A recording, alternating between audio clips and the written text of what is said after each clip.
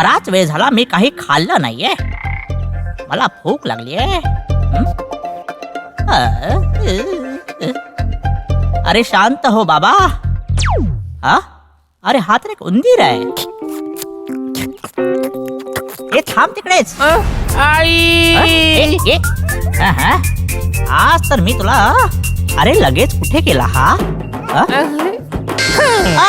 अरे बाप रे माझा हात. उंदराला पकडायला निघालो होतो, माझ्या हाताला चावलं त्याने. काय करू?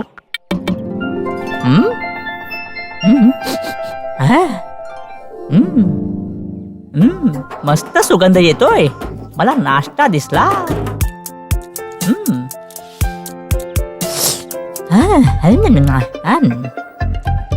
भूक तर लागली आहे, पण नाश्ता कसा काय मिळवायचा? काहीतरी करावंच लागेल.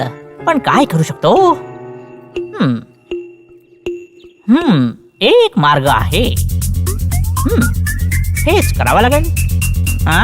अरे कोण आहे तिकडे? कावळा आहे काय? कसा आहेस तू? आज तर सॉरी अगदी खुशीत दिसते. ते मी बराच वेळ विचार करत होतो की काय कावळा आज खूपच सुंदर दिसतोय. तू ब्युटी पार्लर मध्ये तर गेला नव्हतास ना? आज खूपच सुंदर दिसतोयस तू. नाही, ब्युटी पार्लरला तर नव्हतो गेलो मी. आणि मला त्याची गरजच काय आहे? सौंदर्य तर माझ्यात अगदी खच्चून भरलंय. हे तर तुझं बरोबर आहे. मी आताच रस्त्यातून जात होतो तेव्हा मला रस्त्यामध्येच मोर दिसला. आणि तो सांगत होता की कावळा त्याच्यापेक्षाही सुंदर नाच करतो. आणि हे खरंय का रे? तुझ्या कानावर आलं ते अगदी खरंय. डान्स मध्ये माझा हात कोणी नाही पकडू शकत. जर हे खरं आहे तर मला सुद्धा नाचून दाखव ना थोडं. बंद करून दाखवतो.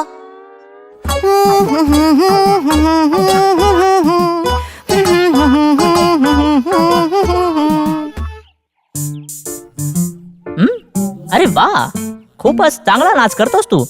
पण नाचासोबत गाणंही गाऊ शकला असतस तर खूप मजा आली असती आणखी. हे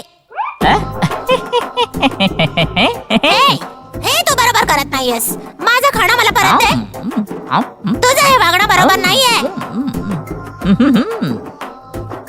तर मित्रांनो, आपण या गोष्टीतून काय शिकलो? इतरांचं बोलणं ऐकून स्वतः फसू नये. नुकसान आपलंच आहे.